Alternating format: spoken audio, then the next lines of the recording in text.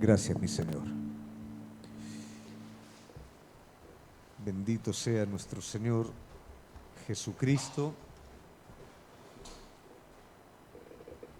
Y bueno, 1 de mayo, Día del Trabajador, usted es un trabajador, ¿amén? Usted es un trabajador natural y un trabajador espiritual, ¿amén?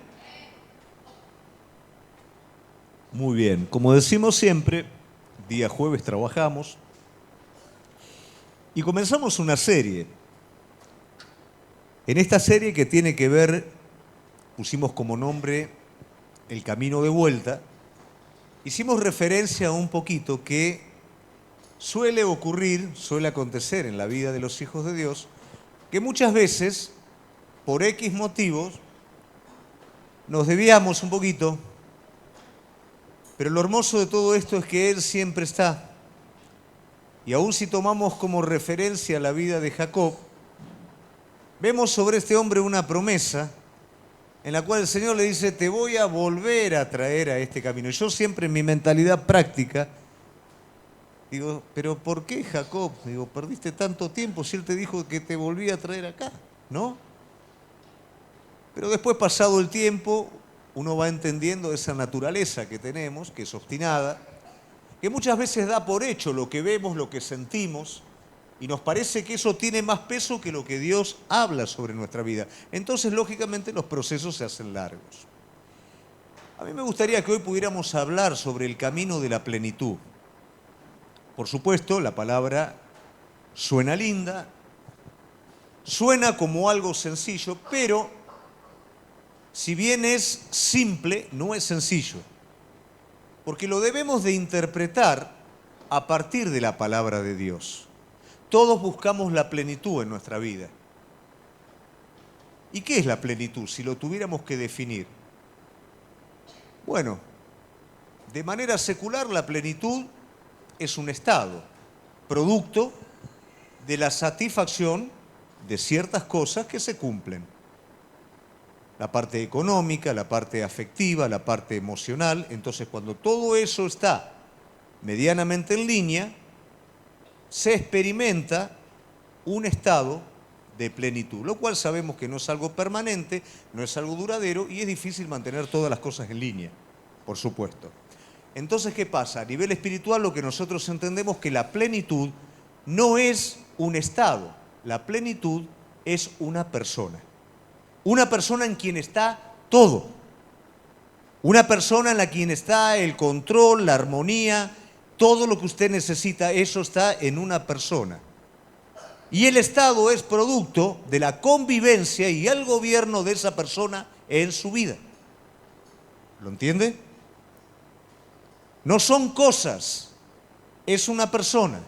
Y en la medida que esa persona tiene libertad en su vida para gobernar, esa persona que es el Espíritu Santo no lo va a obligar, va a gobernar a partir de su permiso. Usted va a vivir en plenitud de manera independiente a todo el resto de las cosas. Usted va a alcanzar las cosas, pero no las va a necesitar para vivir en un estado de plenitud, porque la plenitud ya la va a tener en esa persona que es Cristo Jesús. Amén. Me quedé con lo que decía Yami hoy, cuando empezó a ministrar. Yo decido. La plenitud tiene que ver con esto. Yo decido. Yo le voy a hacer una pregunta a usted en esta noche. ¿Cuántos de ustedes anhelan que Cristo gobierne completamente sus vidas? ¿En cuántos no gobierna completamente su vida? ¿Cuál es la razón? La razón muchas veces es lo que experimentamos aquí en la reunión. Usted viene a la reunión y usted en su corazón tiene el anhelo por Cristo. Antes de venir a la reunión y en cualquier momento. Usted está solo, descansando. Usted tiene el anhelo por Cristo. Pero usted viene a la reunión y está cansado. Viene a la reunión y está cargado. Viene con una mochila. A la hora de adorar, ¿qué pasa? Usted permite que esa carga que está en su naturaleza se oponga a su verdadero motivo, que es adorar a Dios. Entonces usted decide que ese cansancio, que esa prueba, sea el que dicte su estado. Y no decide ir más allá por él. Cuando usted decide ir más allá, pese a usted mismo, usted está muriendo, por ende, él está gobernando, y ese estado de plenitud es el que va a embargar su vida, porque usted va a morir a esa carne y va a decidir por el Espíritu. ¿Se entiende? ¿No se entiende? Entonces contésteme. Hoy estaba hablando con un amigo, y este amigo está a cargo de una obra para con Dios, y sobre esa obra tiene un líder. Y este líder es bastante problemático. En ese problema le hace la vida imposible a mi amigo. Mi amigo dice: Gustavo, las veces que estuve a punto de renunciar, los consejos que me daban a mí, andate, quejate, yo no te puedo explicar. No te puedo explicar, Gustavo, lo que me cuesta orar por esa persona. Pero decido orar y bendecir a aquel que me está haciendo la vida imposible. ¿Y qué pasó? ¿Cuál fue el resultado de todo esto? Esta persona, Gustavo, comenzó a cambiar. Esta persona comenzó a tener una visión diferente. Comenzó a poner a Cristo ante las cosas que lo rodeaban. Comenzó a ceder a un montón de cosas. Yo no le dije nada, pero él decidió vivir como Cristo frente a esa situación. Entonces la plenitud es producto de este tipo de realidades. Que Cristo se asome a través de nuestra vida no es un artilugio religioso, no es una emoción, es una realidad de vida. La realidad de Dios en la tierra fue expresarse a través de su Hijo y conmover al mundo entero, no por las obras sobrenaturales de su Hijo, sino por las palabras de gracia que salían de su boca. ¿Por qué? Porque Él estaba expresando el carácter mismo de Dios. Hoy nuestra vida cristiana es exactamente lo mismo. Hoy la iglesia es exactamente lo mismo. Pero la realidad es que esto se convierte en un desafío para nuestra vida. Si yo no decido cada día responder al anhelo más profundo de mi corazón, voy a responder a lo que no es el anhelo más profundo de mi corazón. Voy a dejar que lo que no es el anhelo más profundo de mi corazón decida y me lleve cautivo a un lugar de no plenitud. Entonces, ¿cómo hacemos, pastor? El apóstol Pablo es una persona que alcanza este punto, y no solamente por su erudición, sino por su experiencia. Él atraviesa una serie de procesos en su experiencia que le permite llegar al punto de decir: esto se soluciona de una manera, no vivo yo. Él tiene que vivir su vida a partir de la mía.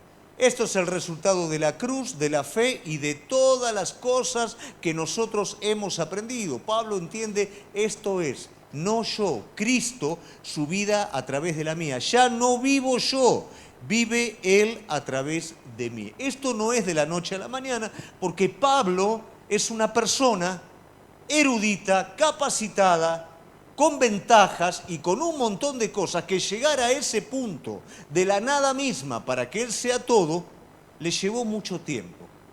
El mismo proceso es para la vida de cada uno de nosotros. ¿Por qué entonces cada vez que con nuestras fuerzas peleamos en algo, nos damos cuenta que no podemos, repetimos los ciclos continuamente? ¿Por qué razón? Porque no es de esa manera. No es con nuestras fuerzas, no es porfiando las cosas. Es muriendo, es entregando, es hacer completamente lo opuesto que nuestra carne haría. ¿Cuándo usted adoraría a Dios? Cuando usted se siente bien.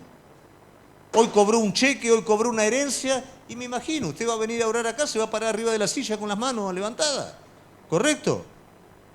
Y mañana viene y dice: no, nos equivocamos, la herencia y el cheque no era para usted, era para otra persona. Y usted va a venir llorando. Y así, haciendo un ejemplo exagerado, es como normalmente nosotros nos movemos, por circunstancia, por estado de ánimo. Entonces esperamos que la plenitud la brinde una situación y no nos damos cuenta que la plenitud está en una persona, que es Cristo. Pablo lo experimenta. No vivo yo. ¿Qué quiere decir eso? Cada día decido, cada mañana decido.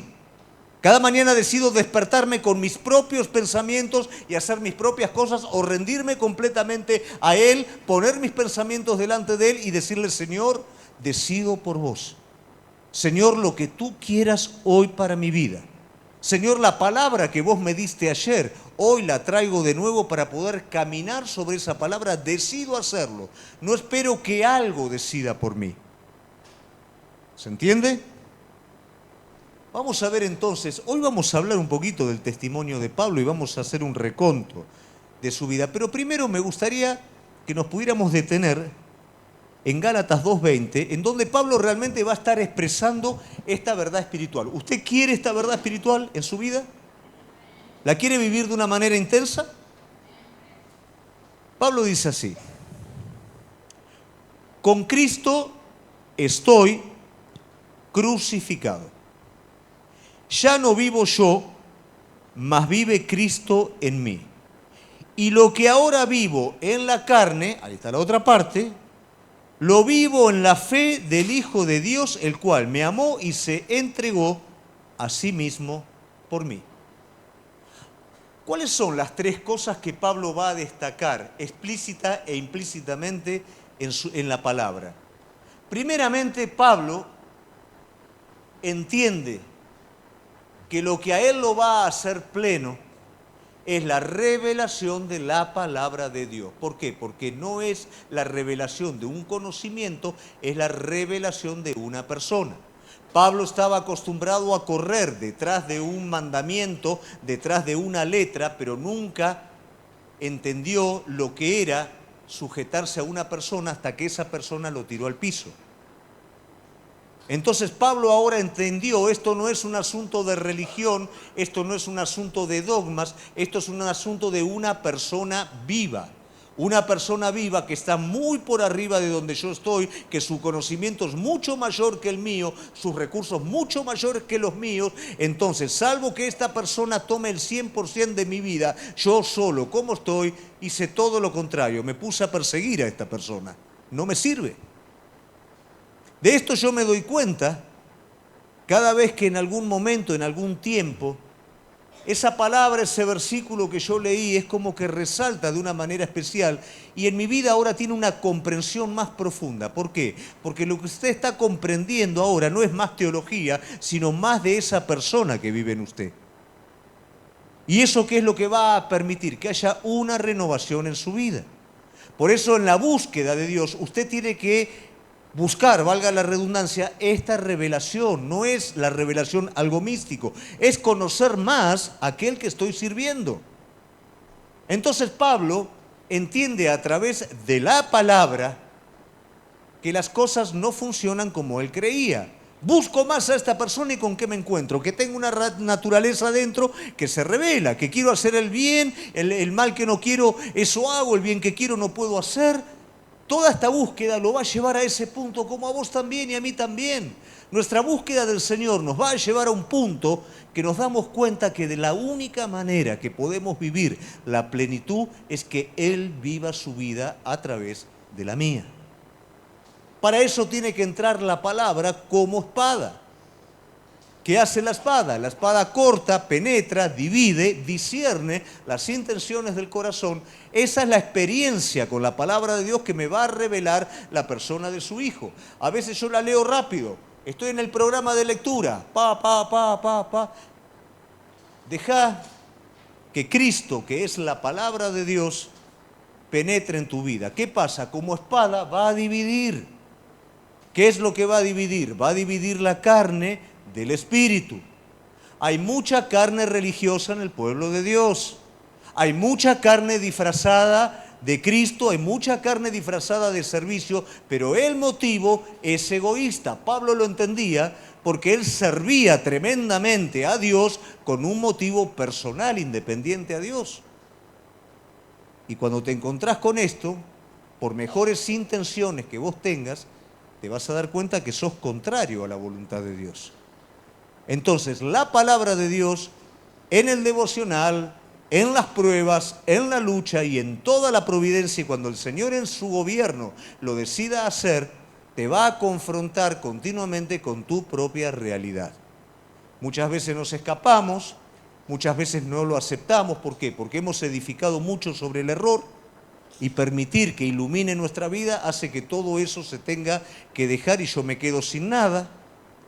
Pero Pablo lo entendió y propiamente dicho, Pablo se quedó absolutamente sin nada. La buena intención solamente no alcanza. La buena intención nos puede llevar a un camino tan equivocado que hasta con la buena intención podemos estar peleando contra Dios. Esto pasa con Pedro y esto pasa con Pablo también. Y en esto tenemos que tener cuidado. ¿Por qué si yo quiero hacer y todo lo que estoy haciendo y no soy pleno? ¿De dónde surge lo que estás haciendo? ¿Surge del amor a Cristo? ¿Surge de la obediencia al Espíritu? ¿O surge de tu propia carne que te quiere hacer sentir realizado? La razón y la emoción son el enemigo más grande, el imitador más grande del Espíritu, pero también el enemigo más grande del Espíritu. Y por supuesto, en esta índole yo no puedo estar pleno.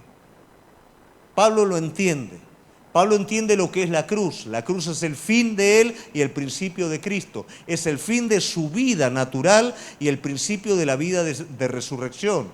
¿Por qué muchas veces vos te enojás y te desanimás? Porque tenés que morir, pero pastor, muero a esto y me viene otra cosa más, y otra cosa más, y otra cosa más.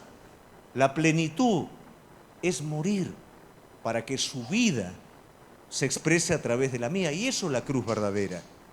La cruz es un punto de partida a partir de la salvación para nuestras vidas, pero también es lo que llevamos nosotros en nuestros hombros para que la vida de Él se renueve en cada momento. Cuando Jesús le da el mandato a los discípulos, le habla de cada día.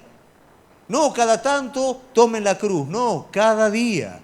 ¿Qué quiere decir? Cada día muero a mí mismo y vivo a Él, cada día. Y ahí está la plenitud. Cada día decido. Y ahí está la plenitud. No hay lugar para la pereza. Cuando soy perezoso, lamentablemente soy esclavo de cualquier fuerza que va a decidir por mí. Naturaleza caída, circunstancias, mundo, el enemigo, cualquiera. Cuando estoy despierto, pese a la oposición, nadie me puede robar el decidir por Cristo. Y eso es lo que va a traer la plenitud sobre mi vida.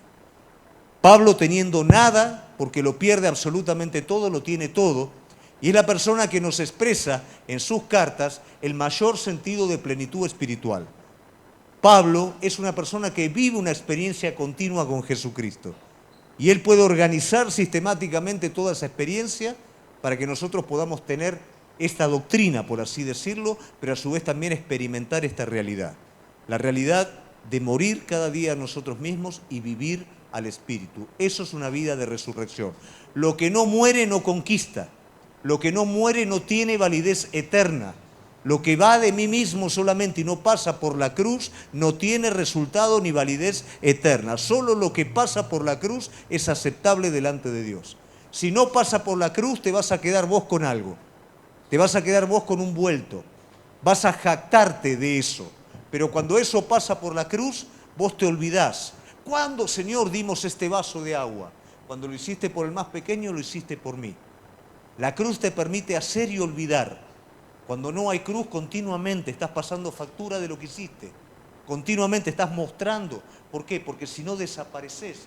Y la realidad de la plenitud es esa, que tenés que desaparecer para que Cristo se vea en tu vida. ¿Amén? ¿Se entiende esto, iglesia? Bueno. Ahora bien, me gustaría que podamos repasar un poquito la conversión de Pablo. ¿Por qué? Porque en la conversión de Pablo nos da de alguna manera la raíz o el génesis de este principio trabajando. Perdón, me olvidé de una cosa. Pablo cierra esta palabra diciendo que lo que él va a vivir, lo va a vivir por medio de la fe. ¿Correcto? Este morir a la carne, vivir al espíritu, este entregar esta vida crucificada, está íntimamente relacionado con la fe. No puedo hacerlo si no creo. No puedo entregar mi vida a la muerte si no confío. No puedo negarme a mí mismo si realmente no sé que Él va a hacer la obra, que Él va a sostener mi vida, que Él no me va a dejar avergonzar. Si yo realmente dudo de esto, no voy a poder entrar en esa plenitud. Entonces Pablo cierra esto con una vida de fe. Ahora bien, vamos un poquito en Hechos 9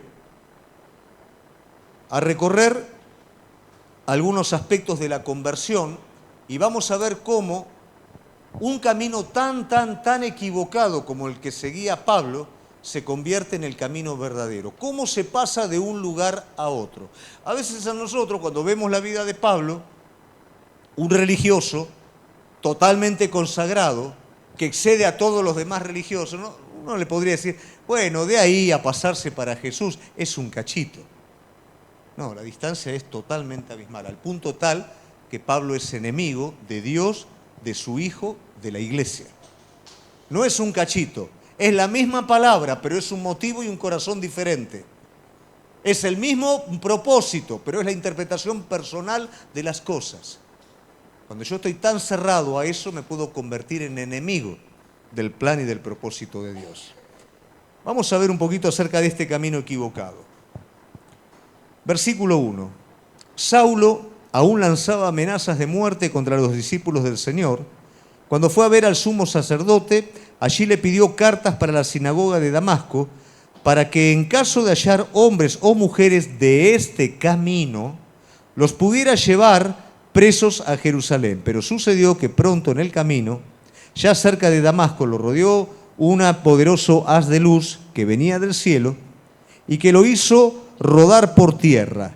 Nunca dice caballo, nunca se cayó de un caballo, rodó por tierra. Mientras oía una voz que le decía, Saulo, Saulo, ¿por qué me persigues? Nuestro criterio personal tiene una perspectiva absoluta de las cosas. Nuestro criterio personal dice, esto es así. Pablo está totalmente convencido de cómo tienen que ser las cosas. Pablo no pregunta absolutamente a nadie. Pablo entiende que la iglesia de Jesucristo está haciendo las cosas contrarias a lo que Dios quiere. Ese es su criterio. Cuidado con tu criterio, porque tu criterio está siendo alimentado por algo, por lo natural en tu vida. Generalmente nos vamos a dar cuenta que gran parte de nuestros criterios fuertes están alimentados por una debilidad de nuestra naturaleza. Yo soy una persona elocuente porque soy inseguro. Pero la elocuencia, pero la inseguridad está tapada. Por eso soy así.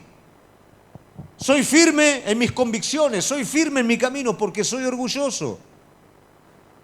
Pero lo disfrazo.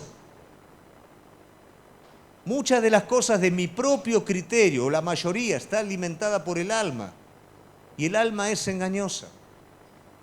Y no puedo vivir la plenitud cuando yo me engaño a mí mismo, porque cuando me engaño a mí mismo voy a servir de manera engañosa y voy a engañar a los demás para satisfacerme a mí mismo.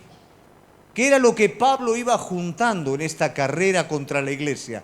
Iba juntando fama, iba juntando fortaleza. Después nosotros vamos a ver que Pablo no era una persona muy atractiva como persona, no era una persona que hablaba muy bien, no era una persona muy así. Pero en este criterio, Pablo era Pablo, discípulo de Gamaliel, ciudadano romano, tenía todo, tenía ventajas, quería más ventajas. El camino equivocado.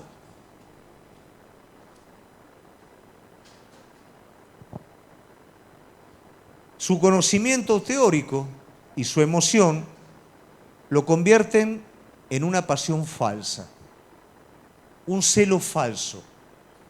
El celo falso es la pasión por salirme con la mía. Esto muchas veces está presente.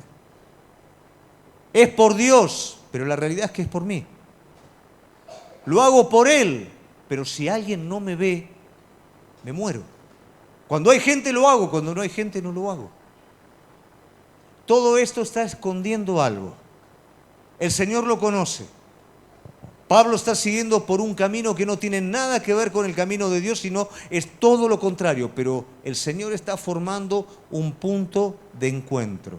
El Señor está formando un atajo por el cual el Señor, persiguiendo a la iglesia del Señor, se va a encontrar con el Señor.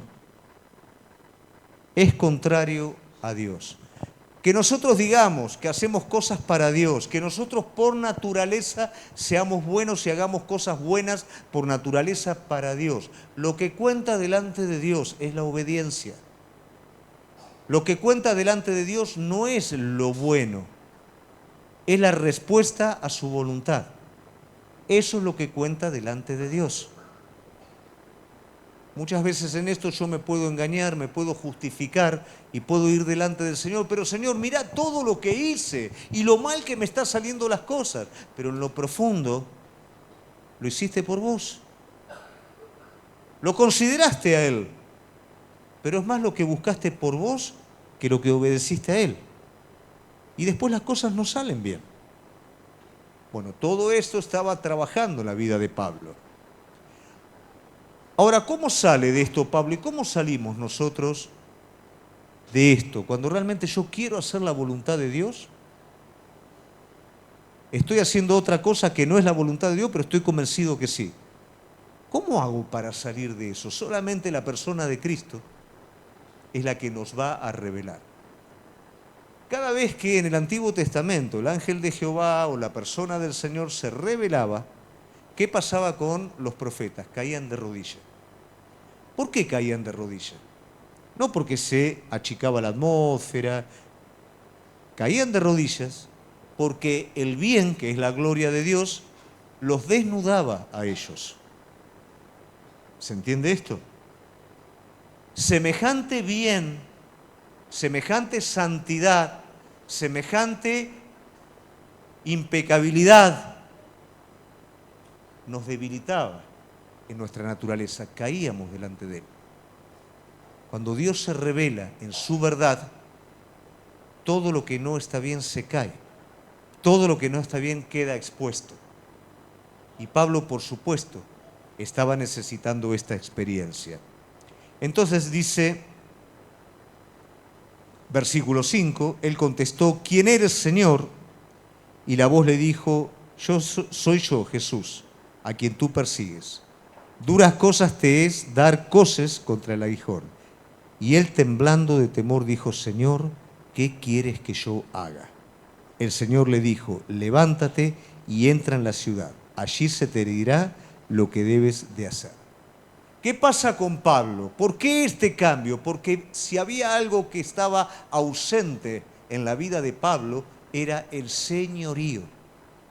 Pablo estaba dispuesto a hacer grandes cosas para Dios, pero no sabía lo que era ser gobernado por Dios. Conocía toda la letra habida y por haber, pero nunca había escuchado a Dios. Y si hay algo que necesitamos hoy, iglesia, es esto. Si hay algo que necesitamos hoy, es dejar nosotros de manejar para que Él realmente sea el que gobierna nuestras vidas. A veces conocemos mucho, pero muy poquito de su gobierno. A veces ni siquiera nos animamos a soltar la rienda de las cosas porque no lo conocemos todavía como Señor de toda nuestra vida. Para que Pablo pudiera entrar en el camino que Dios había destinado, él tenía que entrar en el gobierno de Dios que todavía no lo conocía. Tampoco Pablo reconocía su incapacidad. Estaba tan seguro de sí mismo, tan seguro de su conocimiento, tan seguro de su piedad, tan seguro de todas las cosas, que era imposible para él pensar que no era capaz. A veces no tenemos que llegar a ese punto. Para muchos de los que estamos aquí nos es imposible pensar que hay cosas determinadas, tal vez sencillas, de las que no somos capaces. Y basta que el Señor corra un poco la gracia para darnos cuenta de eso. Pero mientras Él no lo hace, nosotros tomamos fortaleza y decimos, en esto yo soy fuerte. Muchas veces me he creído fuerte en ciertas cosas y cuando al Señor se le ocurrió correr la gracia, me di cuenta realmente que no había absolutamente nada. Y esa nada es un lugar al cual ni soñando ninguno de nosotros llegaríamos por nuestra propia cuenta. ¿Por qué razón? Porque no nos animaríamos a avanzar en ese valle de sombra de muerte. No nos animaríamos a seguir caminando. Sí caminaríamos en lo seguro, pero no en ese lugar. Entonces, ¿por qué las pruebas? ¿Por qué las dificultades? Porque el Señor viene a mostrarte algo, pero no porque Él se regocija en mostrar tu debilidad, porque vos la necesitas conocer para poder entrar en esta plenitud. Vos la necesitas conocer para poderle dar el gobierno completo de tu vida. Mientras vos no la conozcas, vas a seguir peleando con tus propias fuerzas. Vas a seguir llevando el barco al lugar donde no tiene que ir. Él no se consideraba incapaz. Él dijo, bueno, a ver a cuántos agarro ahora de estos. Y vos fíjate cómo todo se da vuelta. Él pensaba que tenía todo manejado y ahora se encuentra en el piso muerto de miedo. Y reconocer la necesidad. Él no preguntaba, pero ahora tiene que preguntar. ¿Por qué? Porque el Señor está. ¿Cuántas veces en nuestra vida no preguntamos? Nos mandamos. Nos mandamos, ¿por qué? Porque agarramos una palabra que está en la Biblia y en nuestro corazón engañoso ya tenemos tomado una decisión, la hacemos encajar y tomamos la decisión y Dios me habló. Y tengo un sentir y Dios me habló. Y hago algo porque Dios me habló. Pero acá Él está teniendo la necesidad ahora, porque Dios habló realmente. Y cuando Dios habla, Dios desnuda. Cuando Dios habla, Dios te hace ver quién es Él y quién sos vos. Cuando Dios te habla, te hace sentir tu verdadera necesidad. Porque Él quiere atraerte. Él te hace entender que Él es Señor y está en los cielos, y vos sos barro y estás en esta tierra. Barro en el que Él pone el oro de su presencia, barro con el que se compromete a hacer grandes cosas, pero barro al fin. En las manos de Él, grandes cosas, pero separados de Él, nada. Llegar a la nada, para transitar este camino verdadero y nuevo, es donde va a estar Pablo, y en el versículo 10 en adelante dice, en Damasco había un discípulo llamado Ananías, que había tenido una visión en la que el Señor lo llamaba por su nombre. Ananías había respondido, aquí me tienes, Señor. Qué distinto el aquí me tienes de Pablo que el aquí me tienes de Ananías. Pero si usted presta atención, Pablo acá tiene que dejar de alguna manera todo lo que él conocía, todos los escritos, todo lo orquestado, porque el Espíritu Santo es el que está manejando. El Espíritu Santo ahora es el que empezó a mover todos los hilos. El Espíritu Santo está tocando a un hombre consagrado a Dios y vos fíjate qué prueba para este hombre. Le va a tener que decir al asesino de los cristianos, le va a tener que decir que es un instrumento escogido. ¿En qué cabeza cabe eso? Pensar un poquito. El Señor agarra, pone ese pensamiento. Bueno, vos tenés que decirle que es un instrumento escogido, un asesino, que mata a cristianos, prende fuego a iglesias. A ese le vas a decir que yo tengo un propósito con él. Para esto Dios ya había trabajado sobre este hombre. Ahí está el gobierno del Espíritu. Cuando nosotros no nos movemos en el gobierno del Espíritu, todo es estructural, todo es acartonado, todo es natural. Pablo no entendía ni conocía esto. Ananías lo conocía, por eso responde inmediatamente. Pablo todavía no lo conocía, pero ya Pablo está metido en este baile. Ya Pablo va a ser llevado al gobierno y al control del Espíritu. El Señor le dijo, levántate, ve a la calle llamada derecha, y allí en la casa de Judas busca a un hombre llamado Saulo, que es de Tarso, y está orando. Saulo ha tenido una visión en la que vio que un varón llamado Ananías, decime si no es hermoso lo que está haciendo el Espíritu Santo. Le habla a Pablo, lo tira a Pablo, le muestra a Pablo, le habla a Ananías, lo conecta con... Ese es el gobierno del Espíritu Santo y ahí vemos la importancia del cuerpo de Cristo. Todo esto Pablo todavía no lo conocía. Versículo 14, salteamos. También sé que los principales sacerdotes le han dado autoridad para prender a todos los que invocan tu nombre. Y el Señor le dijo, ve allá, porque es para mí un instrumento escogido. Él va a llevar mi nombre a las naciones, a los reyes, a los hijos de Israel. Yo le voy a mostrar todo lo que tiene que sufrir por mi causa. Un hombre que persigue a la iglesia, el Señor tiene un propósito, no toma a alguien que está dentro, toma a alguien que es enemigo, tiene un propósito, en ese propósito Él va a llevar el Evangelio a donde ningún otro lo llevó. Por favor, vos conocés la historia, pero desprogramate de todo lo que conocés. ¿No es una cosa de loco? ¿No es pensar que un asesino le va a hablar a reyes de Cristo cuando hace horas atrás estaba persiguiendo al pueblo de Dios? Pero ¿esto qué es lo que nos revela a nosotros? Esto nos revela que el Señor hace las cosas completamente distinto a lo que hacemos nosotros. Por eso Pablo va a decir más adelante, como yo aprendí todo esto, como yo me di cuenta y supe desde el primer día de mi conversión que los caminos del Señor no son los mismos, la forma de Él no es la mía, y que cuando quise hacer las cosas desde mi propia voluntad, estuve haciendo completamente lo opuesto, ¿cómo no voy a dejar a Cristo vivir su vida a través de la mía? ¿Por qué vivís lo que vivís? ¿Por qué el Señor te vacía como te vacía? Para darte cuenta, para poder entrar en este lugar, para poder entrar en esta dinámica de Dios. Porque si no vas a seguir haciéndolo con tus fuerzas. Y con tus fuerzas, hoy vas a estar muy emocionado y mañana vas a estar muy bajoneado. Hoy te vas a querer comer el mundo entero y vas a tomar decisiones y mañana cuando venga el momento de prueba no vas a poder sostener las decisiones que tomaste. Porque el Espíritu Santo, Cristo, no gobierna. Pablo lo experimentó. Pablo dijo, estaba tan equivocado que estaba totalmente haciendo en contra aquello a lo que el Dios me había llamado a hacer. Entonces ahora me doy cuenta que la única manera de hacerlo es que Él pueda vivir su vida completamente a través de la mía. Que Él sea el que me guía, que Él sea el que me lleva. Yo no puedo hacerlo.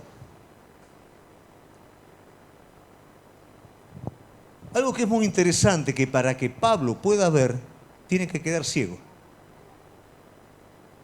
¿Qué quiere decir esto? A veces nuestro enfoque de este mundo, de nosotros y de las cosas, es tan fuerte que no nos permite ver la realidad de Dios. Y a veces es necesario perder un poquito la óptica que nos hace tan seguros y tan firmes en lo que creemos para que nuestros ojos espirituales puedan abrirse y ver realmente la grandeza y quién es Él. Generalmente siempre le damos crédito a lo que vemos, tocamos, sentimos, al mundo en el que vivimos y poco crédito a la palabra revelada de Dios. Basta una contradicción en nuestra vida de algo que Dios haya hablado para que inmediatamente digamos esto es lo verdadero y lo del Señor es medio dudoso. Pero de esa manera es imposible vivir la plenitud de Cristo. Vos vivís la plenitud en Cristo cuando, como Pablo, vive por medio de la fe, y en esa fe vos entendés que venga lo que venga, pase lo que pase, Él tiene el control. Y vos estás en Él. Cuando nosotros llegamos acá, todo era incertidumbre para nuestra vida. Sostén económico, casa, todo era incertidumbre. Yo no te puedo explicar las cosas que hizo Dios. Cosas que realmente excedió a todo, a los prejuicios que uno tenía, a los criterios que uno tenía. ¿Por qué? Porque Dios tenía un propósito y sigue teniendo un propósito. África. Podría estar un día entero contándote las cosas que el Señor hizo, que excedió todo lo que vos te puedas imaginar. Pero es imposible llegar a esa plenitud, participar de eso, si yo todavía no le entregué el señorío al Señor. Si yo peleo contra esa nada a la cual el Señor me quiere llevar para hacer todo. A veces nos estancamos en ese punto, iglesia. A veces Dios nos está vaciando y nosotros por miedo al vacío nos estamos llenando de otras cosas. Porque no quiero estar vacío. Y el Señor te está diciendo, te estoy vaciando para llenarte de mí, no de otra cosa. Y así repetimos ciclo tras ciclo, tras ciclo, tras ciclo, porque le tenemos terror a ese vacío. Pero ese vacío es el que el Señor provoca para llenar de Él, para Él ser todo, para Él ser tu plenitud. No le tengas miedo al vacío, porque el Señor vacía tu vida de lo que no sirve para llenarte de lo que realmente vale, que es Él. Te vas a encontrar continuamente a situaciones en donde vos vas a decir, esto no puedo. Yo te voy a corregir, no es esto no puedo, no podés nada. ¿Entendés? No podés nada. Pero en Él, ojo, lo podés todo. Y ese es el lugar al que te quiere llevar. Pablo creía que lo podía todo. Terminó muerto de miedo, tirado, diciendo, ¿quién sos, Señor? ¿Qué hago? Los ojos naturales de Pablo se cerraron a todo ese orgullo, a todo eso que era él, y se abrieron ahora a Cristo. Ahora sí Pablo iba a hacer cosas que nunca se le ocurrió en la vida pensar que en lo natural él lo podría llegar a hacer. Ahora sí que lo iba a hacer. Y acá cuidado, porque acá siempre hay un problema con esto. Le voy a mostrar lo que tiene que sufrir conmigo. Y usted va a decir, y lógico, con todo el mal que hizo, ahora Dios lo va a hacer sufrir. No, no tiene que ver con eso. No tiene que ver con eso. No es que usted se equivocó y ahora el Señor lo perdona, pero usted sufre. No es así. El sufrimiento es una consecuencia. El sufrimiento es para el justo y para el impío. El impío sufre por consecuencia de su impiedad y alejamiento a Dios. Sufre. Pero el impío sufre por la justicia, por la verdad de Dios.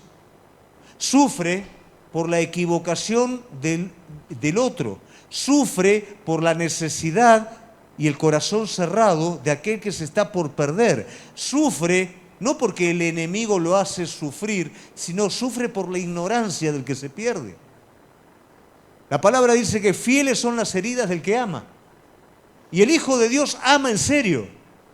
Y sufre por amor. Sufre por amor a Cristo. Fuimos llamados a cumplir los sufrimientos que quedan de Jesucristo. ¿Qué quiere decir esto? Nos cuidamos unos a los otros, llevamos la carga uno de los otros, a los otros, y a veces la gente se va a equivocar con vos.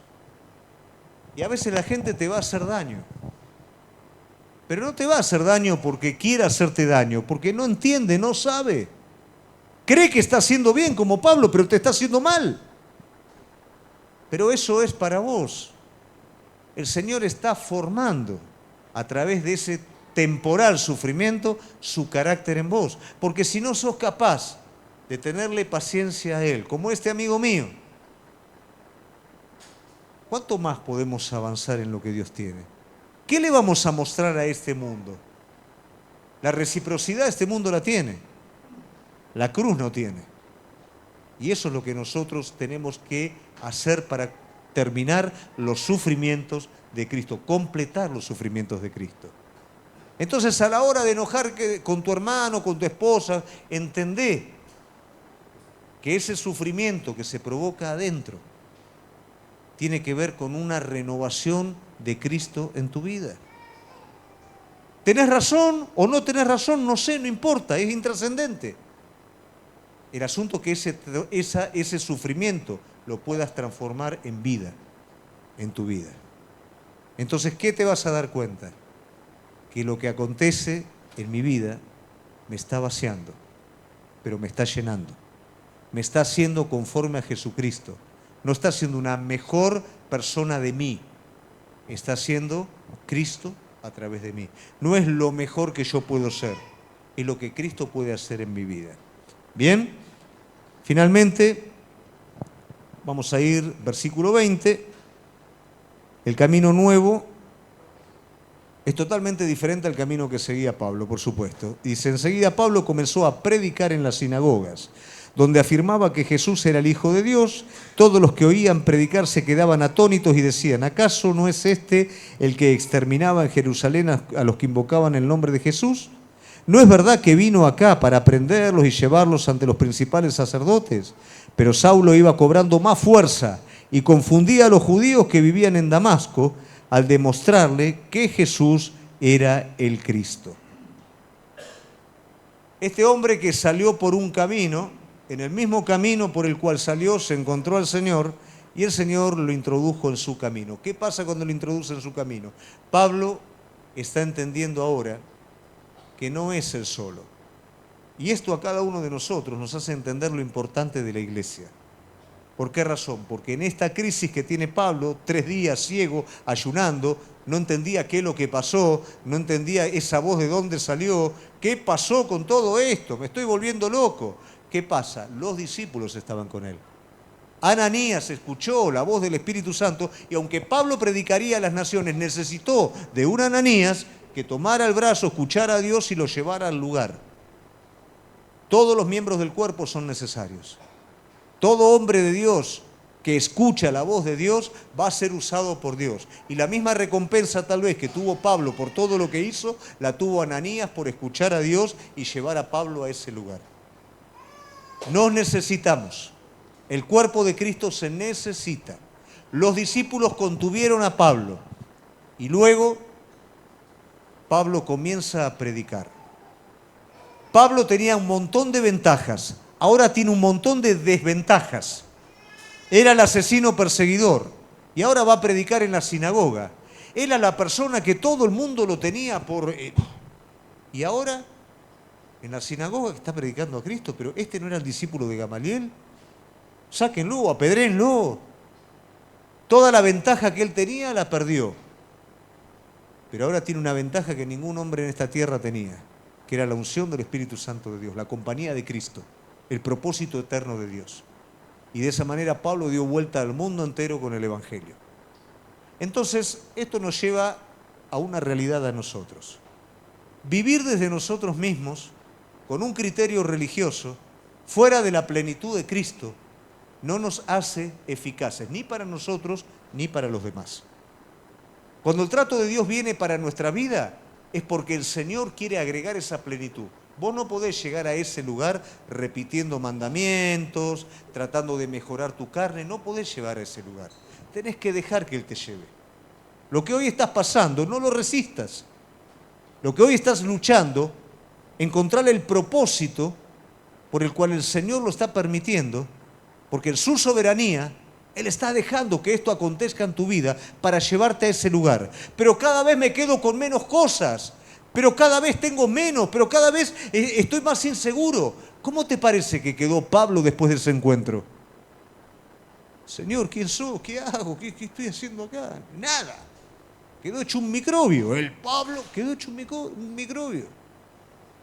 Y nosotros nos encontramos en nuestra verdadera condición frente a Él, que no tenemos nada. Pero a su vez también inmediatamente Él viene con su gracia y en esta gracia lo tenemos todo. Y esa es la plenitud, iglesia. No demores mucho tiempo en darte cuenta que no tenés nada. No pelees contra los tratos de Dios que apuntan a eso. Aceptalo. Decirle, Señor, decido. Pero la prueba que estoy, Señor, en esta prueba y a través de esto me vas a llevar al lugar en donde me tenés que llevar. Y gracias que no hago pie, gracias que no sé cómo sostener todo esto para que seas tú el que gobierna. No quiero llevar las cosas en mi propia dirección. Quiero que vos manejes mi vida. ¿Cuál va a ser el resultado de eso? Que independiente a las cosas que te rodean, vas a ser una persona plena. Cuando viene el momento de bajón, vos vas a decidir volver de nuevo a esa plenitud. No vas a aceptar lo que tu carne te presenta. Decidís alabar al Señor aún en las dificultades y eso es un sacrificio espiritual. Esa es una alabanza espiritual. Y te vas a dar cuenta como a partir de esa decisión, que no es ni más ni menos que una muerte y una resurrección a su vida, empezás a vivir en plenitud, en victoria y no hay nada que te vaya a mover porque Él está contigo. Amén. ¿Vamos por este camino entonces, iglesia? ¿Está dispuesta? Vamos a ponernos de pie.